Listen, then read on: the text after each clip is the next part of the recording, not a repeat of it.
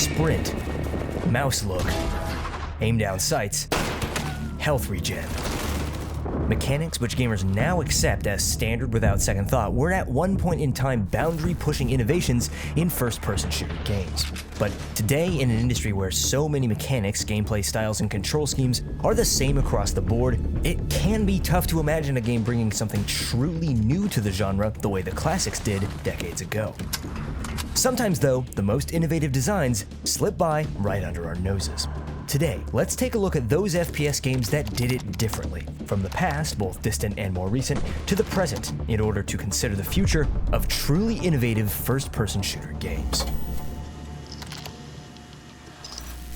The year was 1994, and before turning heads worldwide with the game-changing control schemes, breathtaking visuals, and to this day groundbreaking AI of Halo, Bungie was innovating on the way people played games on the personal computer.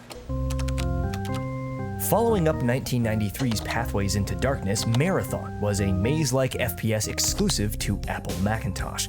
The game featured a new control gimmick, free look so-called, the ability for the player to move using their keyboard keys while freely aiming left, right, up, or down, any direction they wanted actually, using their mouse. Prior to this, almost every FPS used a dual directional key setup, one set of keys for movement, another for aiming, or a scheme where aiming and movement were linked together. It's obvious now how mouse look became the inarguably ubiquitous control scheme for first-person shooters on PC, but at the time, it was a mechanic. One that, upon being developed, had yet to be tested and accepted worldwide. In today's video, we'll be covering mechanics like this, not themes, genres, or game types. We also won't be covering anything that isn't a first-person shooter. It's why I won't be talking about games like DayZ or Minecraft. While which are the most influential games of all time is certainly an interesting topic for another day, this discussion will center around mechanics and tech implementation I personally believe were, are, or could be considered innovative in their field.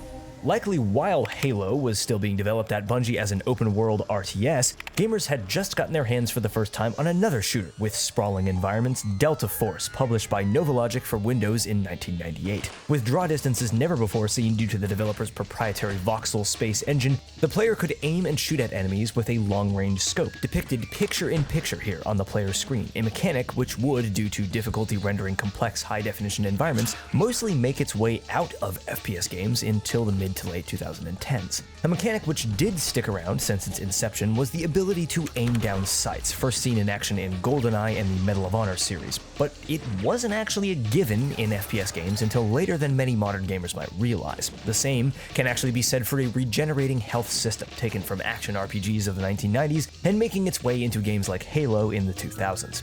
While games in the early 2000s picked and chose when to use mechanics like ADS, scopes, or health regen, all were very much present for a game whose influence needs no explanation: Call of Duty 2.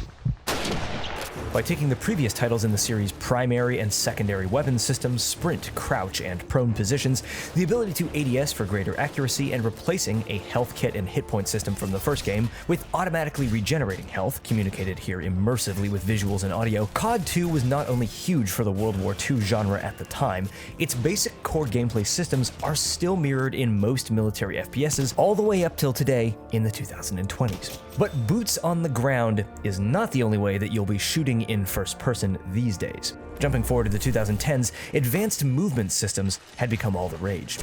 DICE's Mirror's Edge, essentially a tech demo for the studio's new Frostbite engine, introduced parkour or free-running into a first-person perspective, with some gorgeous visuals and tone to boot. Less a shooter and more a movement puzzle though, it wasn't until a bit later that the two were truly melded properly.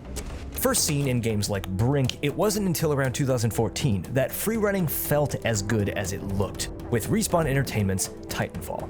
While the movement shooter wasn't an unknown idea at this time, earlier series such as Tribes had turned exploiting a game's physics engine into an actual mechanic, Titanfall was the game that perfectly meshed satisfying Call of Duty-like gunplay with advanced movement techs in a PvP environment, bringing this style of gameplay into the mainstream, with popular series following in the game's double jumping, wall running, clambering, and sliding footsteps to this day. While movement abilities such as vault, clamber, and slide have become welcome and recognized staples for mainstream FPS for years now, these techs all have one thing in common: they exist in a sensical, grounded space. They rely on a player's intuitive, evolutionary understanding of gravity.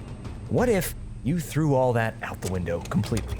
Well, the next game that I'm about to discuss did exactly that.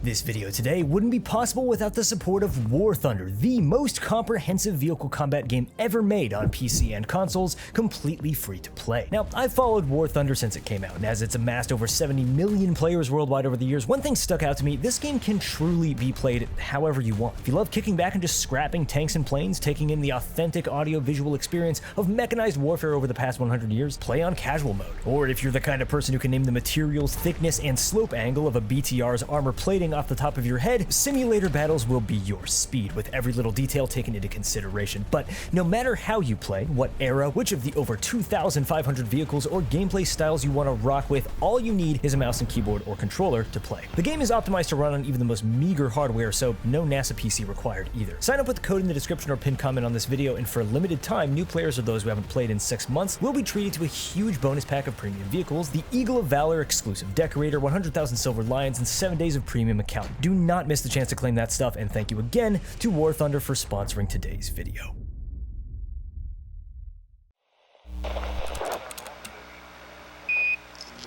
While we may have seen vacuum-based FPS combat in Call of Duty Ghosts, it was really nothing more than a visual gimmick. The first time I truly felt the potential for zero-gravity combat was in Boundary, a spiritual successor to a similar null-G multiplayer FPS, 2009's Shattered Horizon. Now, at first glance, an FPS where you're an astronaut, that's all there is to it, right? Well, in practice, the omnidirectional movement in tandem with omni-orientational map design creates something utterly unique.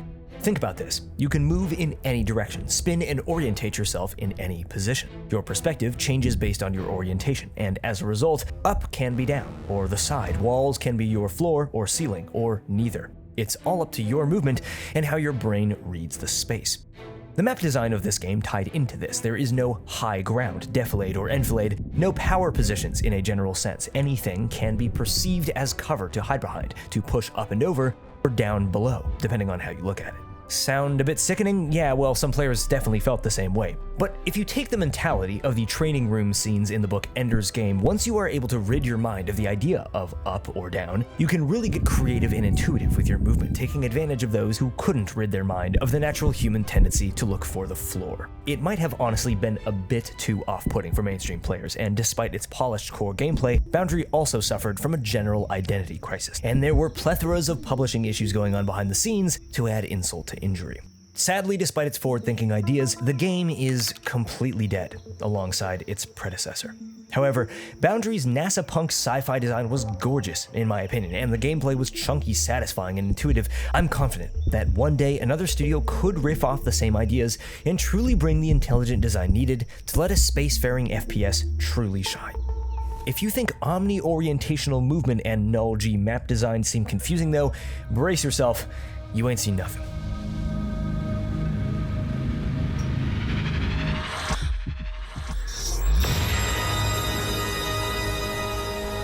This is Hyperdemon, and it is one of the most unique FPS experiences you'll ever find.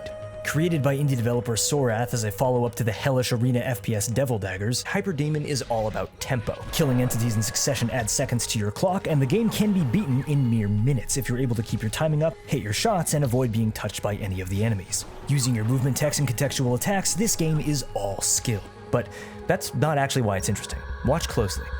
In this game, you have eyes on the back of your head. You can see in 360 degrees.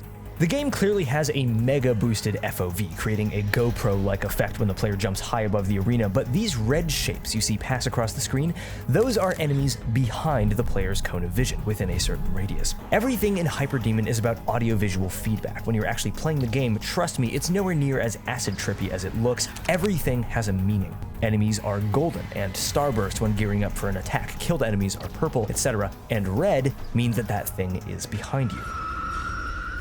I know it's a bit tough to grasp as a viewer, but trust, just try it out for yourself. It is a very satisfying and addicting experience, and it also has a hidden Easter egg PvP mode where you fight other players as a biblically accurate angel. I mean, come on. Hyperdemon is the only game I've ever seen which attempts to portray what having eyes on the back of your head might actually look like to the human brain, rather than relying on the obvious stretched FOV. Using a color-based system is simple and brilliant. While Sorath's little gems of games are and probably always will remain extremely niche, the attempt at rewriting the human mind's intuitive sense of perception for the sake of complex gameplay is fascinating and is one of the most innovative design decisions that I've seen in years.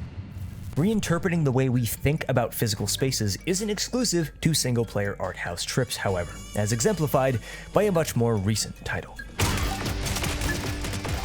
Of anything I've brought up today, you very well might have heard of this one. Spectre's fundamental concept is called duality. The player controls two bodies, both alive and on the map at all times. Whichever body the player currently inhabits, they control through normal FPS gameplay, and can throw a puck which relocates their empty body to its thrown position.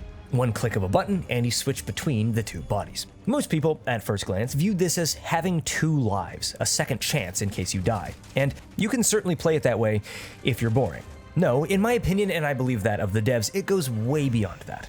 Consider this. Spectre is a classic bomb defense game, similar to Counter-Strike. During the setup phase, defenders can place their bodies anywhere on the map they like, so that in the match, 3 defenders can cover the entire map at once. Your second body pings when it hears enemy sound nearby. Skilled players can have mental coverage of the whole map all at one time, anticipating the movement and rotations of 6 attacker bodies under the control of 3 enemy players. Most tactical FPSs require strategy, teamwork, but this game allows one player to cover multiple angles, to bait their own peaks, to engage in their own pincer maneuvers. It creates this chess-like dynamic where you always have to think a step and a half ahead of what you're physically doing in the moment, moving, rotating, and resetting your second body in anticipation of a play you could force your enemy into falling for. The combinations of possible plays are essentially endless, as is the height of the skill ceiling. And maybe that's an issue. For popularity, connection with mainstream audiences at least. See, here's the thing. What really makes something innovative isn't its creativity, the degree to which it pushes boundaries, the magnitude to which it disrupts the status quo. Something is truly innovative when people can't remember what it was like before that thing existed. Since I was young, I've always been yearning for a game that truly shifted the landscape, that made everything before it feel dated. Battlefield 3 was probably the closest I've experienced during my time in the gaming space, but even that was just a simple leap in visual and audio fidelity. As a child of the late 90s, I got into gaming in a post-Half-Life and post-Halo world, one where games we play today are still basically just riffs off ideas from 25 plus years ago. It's kind of why I'm even making a video like this. So, what does the future of FPS really look like? Well, maybe it could have less to do with how the game is played and more to do with how its world is represented. Voxels are a form of 3D rendering, a volumetric pixel, if you will, a value on a grid in 3-dimensional space. Developed initially for use in 3D medical imaging, voxels have been used to render terrain as far back as the late 1990s, including in Delta Force. Teardown was initially created around 2018 to 2019 by indie developer Dennis Gustafsson as a sandbox to test the application of destructible voxel environments with real-time ray tracing. While I can't speak with intelligence about voxels' path and ray tracing, I can speak to the tactility this game's level of interactivity brought forward. But more importantly, the ways in which the gameplay itself was influenced by the technology behind it. Teardown, in my opinion, exemplifies the potential future of the FPS genre, and here's why. Voxel physics and ray tracing are hot commodities right now for aesthetic reasons, but to make an analogy, we are basically still in the pre-HD era before Super Mario 64 when it comes to this technology. In a few years, higher voxel density and in turn higher definition environments could be fully interactive, with everything rendered down to the molecular level: material density, weight, flexibility and stress, fluid physics. There's a future where 3D environments are rendered close to how actual materials, particles, and waves exist in the real physical world, leaving polygons and wireframes as a thing of the past. And the most intelligent, groundbreaking, and influential FPS games have not only presented new technology, they've intelligently designed gameplay which effectively harnesses it. After creating this little destructible world, it actually took a while for the devs of Teardown to figure out what game their voxel sandbox would actually be, and they settled on a destruction-based heist system, wherein the player would create, or, well, destroy, a path through the map, and then attempt to traverse it under a timed countdown to succeed.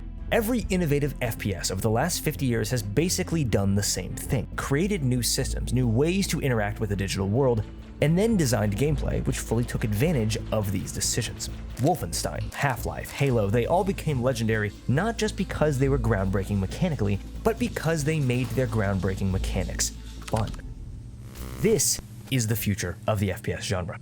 A link between technology and art, games which not only change how we can play, but improve how it feels to play. And to be honest, while I have my own ideas, there's no way to know what the next huge innovation will be until it's already in the past. Maybe the FPS genre has peaked and we don't need mechanical innovation anymore. Maybe audiences are in the mood for more of the same, but snappier with higher frames per second and lower latencies. But I'm not so sure, because the child in me doesn't find anything quite as interesting as opening up a new toy and seeing something that is just cool in a way that I never quite imagined before. The games which defined the way we play FPS now came out now almost 20 years ago, and the ones that defined the world they were released in came out about 20 years before them. Maybe we're on the brink of some great changes to the genre. Maybe those game changers aren't quite here yet. Or maybe they are, and we just haven't realized it. I'm Rilo, and I like to talk about stuff that I find interesting. Subscribe for more like this, and I will catch you very soon.